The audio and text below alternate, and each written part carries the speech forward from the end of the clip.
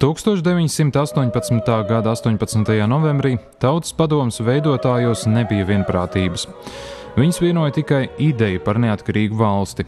Viedokļi par to, kādai tā jābūt, ļoti atšķīrās.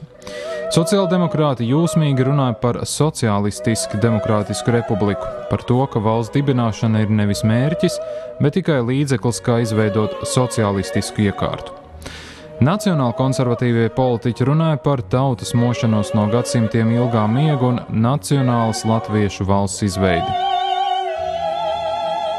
Šajā vakarā nebija ne miņas no kopīgas vīzijas par dzimstošās valsts nākotni. Bet neskatoties uz pretrunām, zālē sēdošie dalībnieki ar neviltotu sajūsmu uztvēra notiekošo. Pagaidu valdības ministru prezidents Kārlis Ulmanis savu uzrunu beidz ar vārdiem: Latvija būs demokrātiska taisnības valsts, kurā nedrīkst būt vietas ne apspiešanai, ne netaisnībai. Viss tajā rudenīgajā vakarā notikušais bija Latvijas valsts idejas piepildījums. Idejas, kuru pirmo reizi 15 gadus iepriekš vēl, esot stingrā Krievjūgā, atklāti izteica valsts proklamēšanā klātesošais Miķels Valters. Viņš drīz pēc tam kļuva par Latvijas pirmo iekšlietu ministru. Šī demokrātiskas un brīvas Latvijas ideja valsts proklamēšanas vakarā nebija aizrāvusi visu latviešu tautu.